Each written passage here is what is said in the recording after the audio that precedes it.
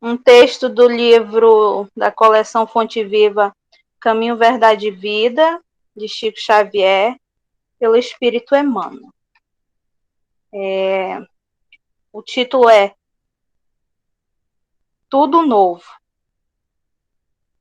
Assim é que, se alguém está em Cristo, nova criatura é.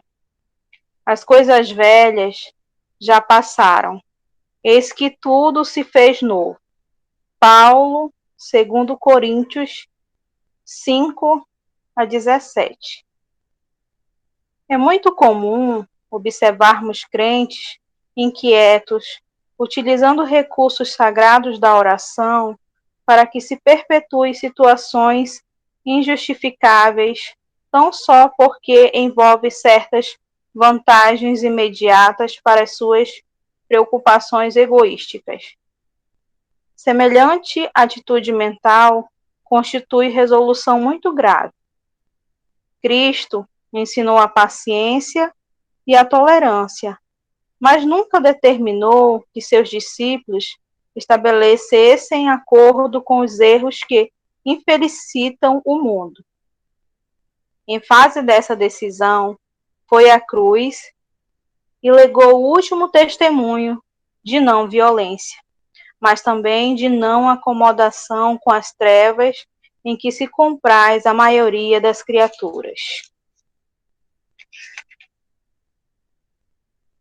Não se engane o crente acerca do caminho que lhe compete.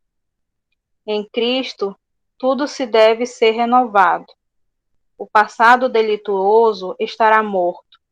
As situações de dúvida terão chegado ao fim. As velhas cogitações dos homens do homem carnal darão lugar à vida nova em espírito, onde tudo signifique sadia reconstrução para o futuro eterno. É contrassenso valer-se do nome de Jesus para tentar a continuação de antigos erros. Quando notamos a presença de um crente de boa palavra, mas sem o íntimo renovado, dirigindo-se ao Mestre como um prisioneiro carregado de cadeias, estejamos certos de que esse irmão pode estar à porta do Cristo, pela sinceridade das intenções. No entanto, não conseguiu ainda a penetração do santuário de seu amor. Então vamos fechar nossos olhos, entrar em comunhão com Deus, com a espiritualidade amiga.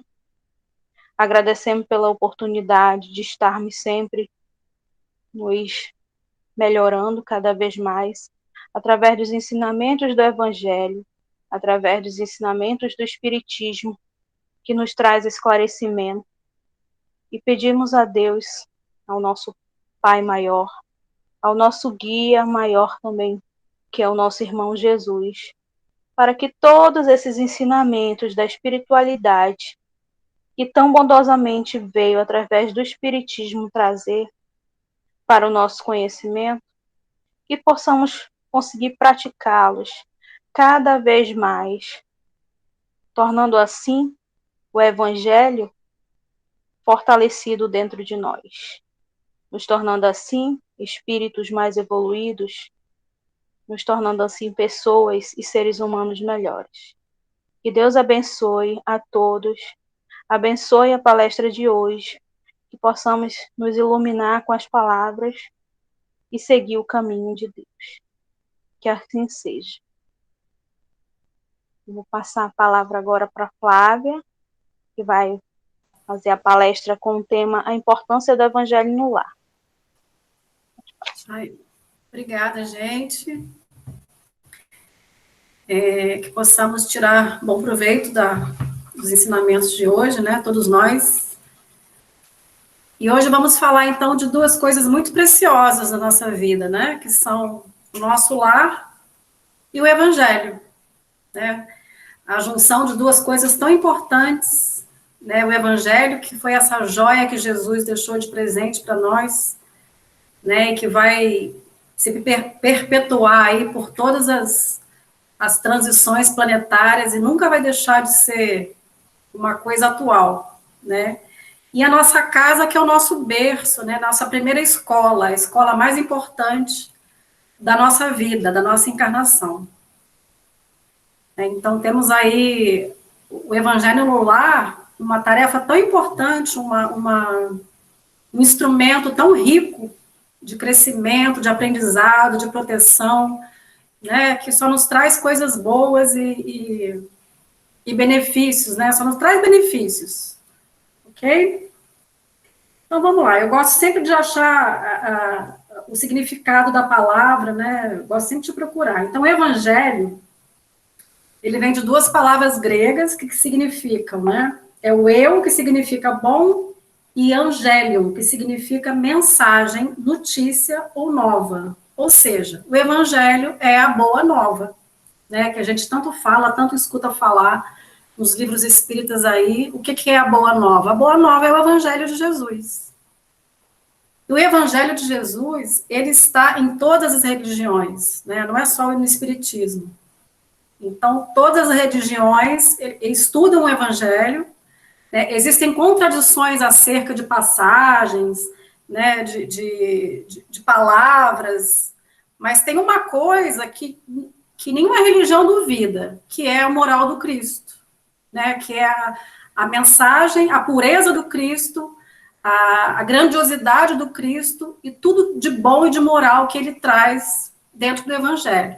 Então, mesmo que haja contradição de interpretação em passagens, ou porque como ele falava por parábolas, né, e as traduções também muitas vezes diferem, algumas religiões fazem interpretações diferentes. Mas a moral do Cristo, ela é inegável por qualquer religião. Então, é nisso que, principalmente, que eu penso que a gente tem que se fixar, né? O que traz de moral as palavras, as mensagens do Cristo, né, deixada pelos seus apóstolos, no Evangelho que está presente também no Espiritismo. E o Espiritismo traz o Evangelho segundo o Espiritismo, que a gente tem que lembrar que é a terceira obra, né, das obras básicas de Kardec, e foi publicado em 1864, né, já tem 157 anos, e é a terceira obra da codificação espírita. Então, eu queria lembrar também a respeito do primeiro culto cristão no lar, que foi realizado pelo próprio Jesus, pelo Jesus na casa de Simão Pedro. Tá? Eu vou fazer uma leitura aqui desse livro aqui, ó, Jesus no Lar, não sei se vocês têm, e aqui a primeira mensagem é o culto cristão no lar. Ele conta exatamente o que ocorreu no primeiro evangelho feito por Jesus. Eu acho que dá para ler tudo, não é muito grande, não. Então, vamos lá. Povoara-se firmamento de estrelas, dentro da noite prateada de luar, quando o Senhor, instalado provisoriamente em casa de Simão Pedro, tomou os sagrados escritos, e como se quisesse imprimir novo rumo à conversação que se fizera, improdutiva e menos edificante, falou com bondade. Ou seja, o assunto lá já estava sendo um assunto nada edificante, já estava com conversas vulgares, né? Então, Cristo tomou a palavra e perguntou: Simão, o que faz o pescador quando se dirige para o mercado com os frutos de cada dia? O apóstolo pensou alguns momentos e respondeu hesitante: Mestre, naturalmente, escolhemos os peixes melhores. Ninguém compra os resíduos da pesca. Jesus sorriu e perguntou de novo: E o oleiro, que faz para atender a tarefa que se propõe? Certamente, Senhor, redarguiu o pescador, intrigado, modela o barro, imprimindo-lhe a forma que deseja. O amigo celeste, de olhar compassivo e fulgurante, insistiu: E como procede o carpinteiro para alcançar o trabalho que pretende? O interlocutor, muito simples, informou sem vacilar: Lavrará a madeira, usará o enxó, o serrote, o martelo e o formão. De outro modo, não aperfeiçoará a peça bruta. Calou-se Jesus por alguns instantes e aduziu: Assim também é o lar diante do mundo. O berço doméstico é a primeira escola e o primeiro templo da alma. A casa do homem é a legítima exportadora de caracteres para a vida comum. Se o negociante seleciona a mercadoria, se o marceneiro não consegue fazer um barco sem afeiçoar a madeira a seus propósitos, como esperar uma comunidade segura e tranquila sem que o lar se aperfeiçoe? A paz do mundo começa sob as telhas, a que nos acolhemos. Se não aprendemos a viver em paz entre quatro paredes, como aguardar a harmonia das nações? Se nos não habituamos a amar o irmão mais próximo, associado à nossa luta de cada dia, como respeitar o eterno Pai que nos parece distante? Jesus relançou o olhar pela sala modesta, fez pequeno intervalo e continuou. Pedro, acendamos aqui, em torno de quantos nos procuram assistência fraterna, uma claridade nova. A mesa de tua casa é o lar de teu pão. Nela recebes do Senhor o alimento para cada dia. Por que não instalar ao redor dela a sementeira da felicidade e da paz na conversação e no pensamento? O Pai que nos dá o trigo para o celeiro por meio do solo, envia-nos a luz pelo céu. Se a claridade é a expansão dos raios que a constituem, a fartura começa no grão. Em razão disso, o evangelho não foi iniciado sobre a multidão, mas sim no singelo domicílio dos pastores e dos animais. Simão Pedro fitou no mestre os olhos humildes e lúcidos, e como não encontrasse palavras adequadas para explicar-se, murmurou tímido: Mestre, seja feito como desejas. Então Jesus, convidando os familiares do apóstolo, a palestra edificante e a meditação elevada, desenrolou os escritos de sabedoria e abriu na terra o primeiro culto cristão do lar. E assim foi feito, então, o primeiro evangelho no lar, pelo próprio Jesus. Certo? Então, veja que mensagem, que instrumento Jesus nos deixou, né, como forma de harmonizarmos o nosso lar, a nossa família, né, a nossa vida, os nossos pensamentos, entendendo que a nossa casa é realmente o principal local onde devemos construir essa base sólida e firme, né, de moral, vamos dizer assim, de moral cristã. Tá? Então, a gente pode agora entrar...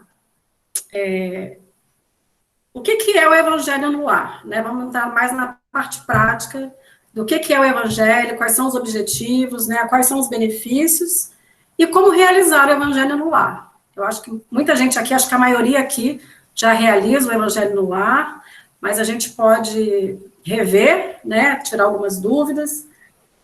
Então, o evangelho no lar, o culto do evangelho no lar, é uma reunião semanal ou com uma frequência determinada pela família, né, pela família, de acordo com a possibilidade da família.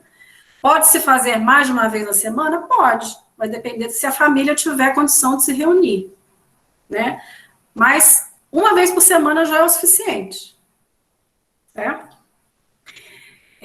O objetivo é estudar os ensinamentos de Jesus, né, trazendo assim uma educação moral, educação principalmente para os filhos, né, para quem já é de família espírita e já estuda há mais tempo, a nossa obrigação diante da educação dos nossos filhos, né, nós somos responsáveis pela educação, pela condução moral dos nossos filhos. Então, o evangelho no lar é um instrumento para isso também. E trazendo sempre os ensinamentos de Jesus para a realidade da família, né, com isso refletindo, né, o que acontece dentro de casa, o que acontece nas relações exteriores também, no meio do trabalho, na escola, né, na convivência social da família, junto aos amigos, aos parentes mais próximos, aos parentes mais distantes. Em compensação, né, o evangelho tem sempre ali uma mensagem de esclarecimento, de luz, de iluminação, ele é sempre válido. Ok? Então, a importância do culto, né? Primeiramente, educação moral, certo? O evangelho também, ele serve como proteção para o lar, né? A gente sabe que quando a gente entra em prece, ou a gente reúne, né, mais de uma pessoa através da oração, através da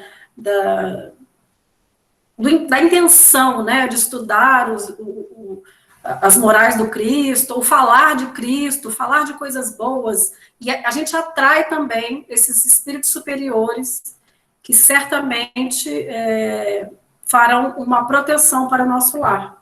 Né? A gente sabe que os nossos amigos espirituais, eles falam que onde é feito o evangelho no lar com seriedade e frequência, existe uma lâmpada acesa em cima dessa casa. E é ali que os espíritos conseguem identificar, né, onde eles podem entrar com melhor, né, vamos dizer assim, com facilidade. E os espíritos inferiores têm que pedir para entrar, porque ali está protegido certamente. A harmonia do lar, né, a gente às vezes eu brinco assim, gente, durante toda a minha vida, a minha casa, a minha família passou por tantas confusões, tantas brigas, né? E a gente sempre fez o evangelho no lar. Aí eu fico pensando, imagina se não tivesse feito, como seria? Né? Talvez tivesse sido muito pior. Então, assim, se a gente acha que fazendo o evangelho não está bom, imagina se não fizesse. Né? Então, é melhor que se faça, né?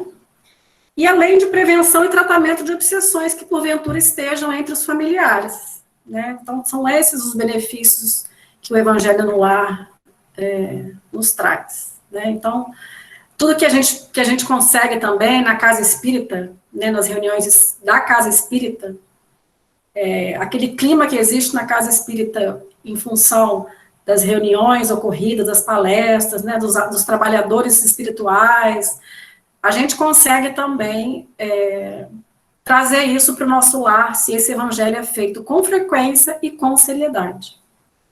Ok? Estou com medo que o tempinho já está correndo aqui. Então, como realizar o evangelho no lar, né? Importante que se escolha um dia da semana, né, ou mais dias, se for o caso, se a família achar que assim seja, e um horário fixo que deve ser respeitado, né? A gente não pode adiar o evangelho no lar, porque vai ter uma festa, vai ter um aniversário. A gente faz o evangelho e depois vai para o aniversário, depois vai para a festa, né? Nenhum motivo é motivo para se adiar ou para deixar de fazer o evangelho no lar. É claro que vai acontecer um caso de uma doença, né, alguma coisa que seja uma emergência, que talvez não seja possível, né, uma viagem, né, então, mas, assim, não, por motivos fúteis ou vulgares, não existe justificativa para não se fazer o evangelho no lar determinado pela família, né. Importante que todos participem, né, adultos, crianças, né, e a gente vai ver sobre o evangelho com as crianças mais para frente, mas é importante que todos participem. Se porventura alguém não quiser participar, tem famílias que têm espíritas e não espíritas, às vezes os não espíritas não querem participar, tem que se respeitar, né, a gente convida ali, vai convidando, né, de forma muito educada, gentil, e talvez um dia essa pessoa venha também participar, explicando que aquilo ali não é nada exclusivo do espiritismo, né, é apenas um estudo dos ensinamentos de Jesus, e que não vai fazer mal nenhum a ninguém.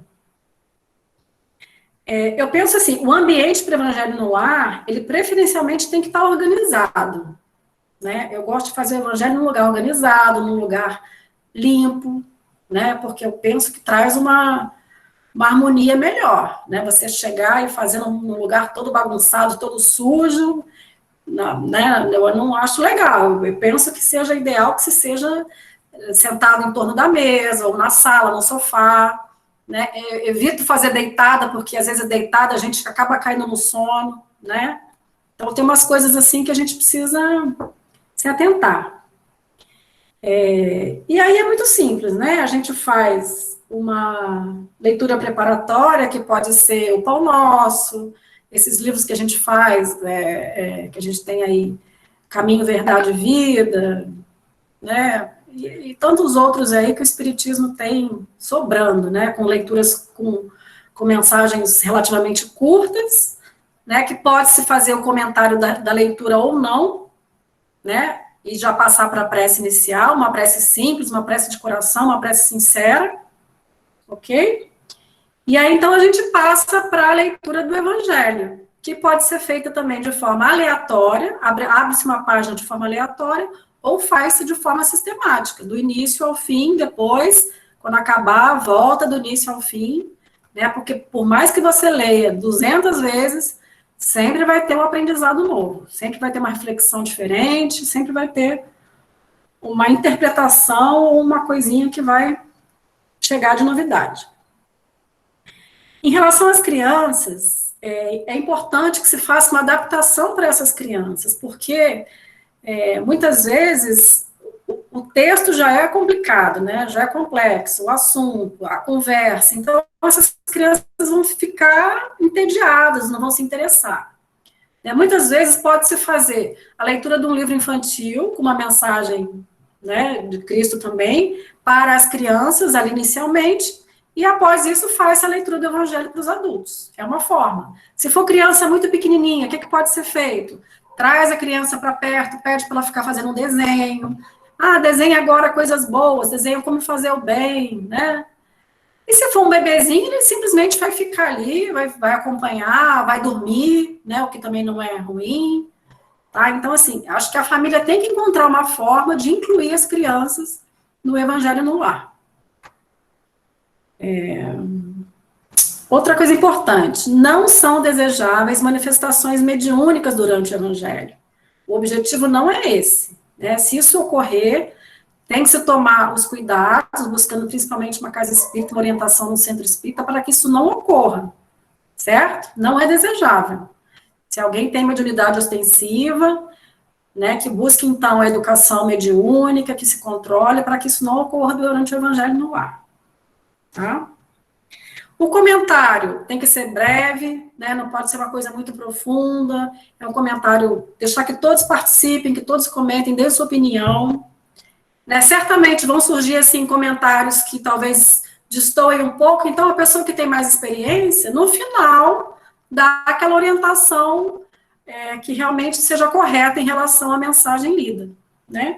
Outra coisa importante, gente, evitar, isso acontecia muito lá em casa, a gente fazia a leitura e aí, tá vendo? Não te falei? Tá vendo? Te falei que você tem que mudar, né? Então, não é hora de apontar o dedo no momento do evangelho, né? Evangelho no ar, que a gente quer jogar na cara do outro, né? Os erros do outro é a pior coisa que pode se fazer. O momento não é para isso, pelo contrário, cada um veste a sua carapuça, né? Interpreta ali para si o que cabe para si de ensinamento, de puxão de orelha, mas jamais, né, falar para o outro que o outro está errado e que o outro tem que pensar a respeito disso. Né, o momento não é esse, porque senão o evangelho lá vai acabar virando uma discussão familiar. Se tiver visita em casa, o que a gente faz? Convida gentilmente a visita para participar do evangelho. Se ela não quiser, então, então agora a gente vai fazer, você pode aguardar aqui um momentinho, né, daqui a pouco a gente conversa, 30 minutinhos só, né, 20, 30, 40 minutos no máximo, e explica para a visita o que é, né? O que acontece, para que a visita também não se assuste, achando que vai acontecer alguma manifestação lá de né, mediúnica ou de espíritos. Então, gente, é basicamente isso. Sobram aqui ainda para mim 5 minutos. E eu queria passar um videozinho de 3 minutos só para reforçar tudo isso que foi dito aqui, tá? Em relação aos procedimentos do Evangelho no Lar. Tá? Então é isso, entender que é uma coisa importante, que só nos traz benefícios, mas que requer o nosso comprometimento, né? Se a gente quer realmente uma mudança de vibração dentro da nossa casa, uma mudança de atitude das pessoas, de nós mesmos, né? Se a gente quer uma convivência melhor, a gente precisa, o Evangelho é um instrumento muito poderoso. Tá bom? Então, vou passar aqui um videozinho bem curtinho, tem 3 minutos só, da Federação Espírita do Rio Grande do Sul, tá? Deixa eu... Peraí.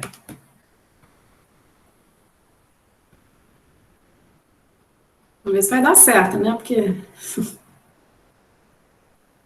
Não tem permissão para compartilhar minha tela, por quê? Tá travado?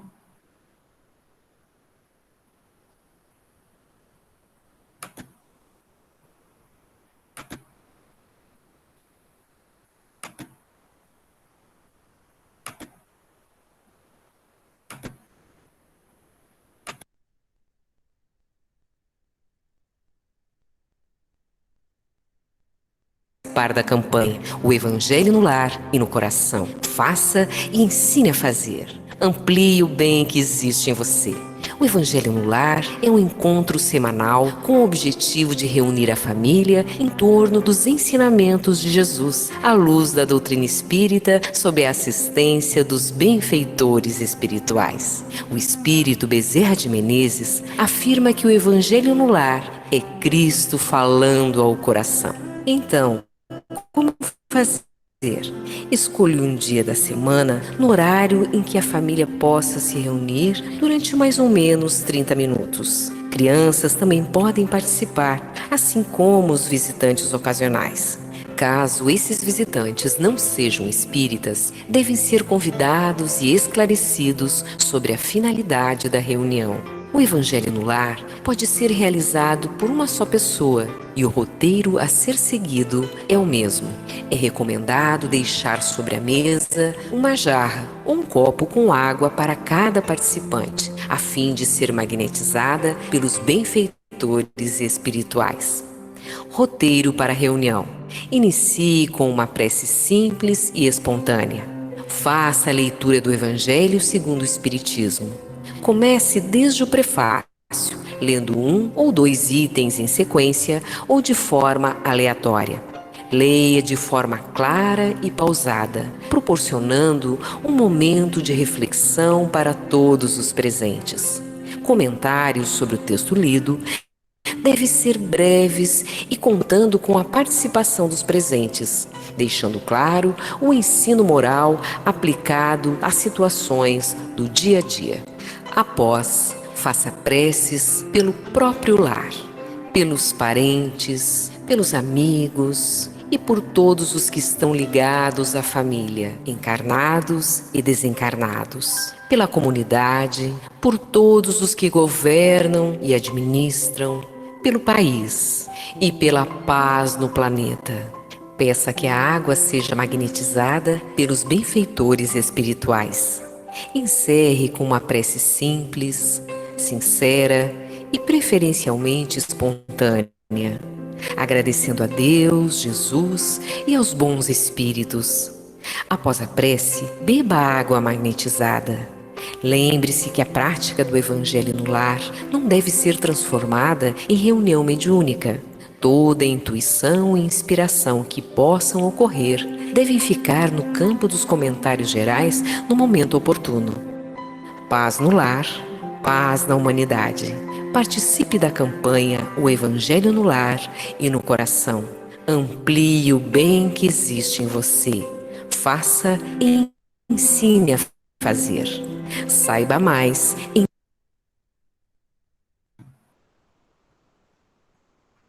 Peraí.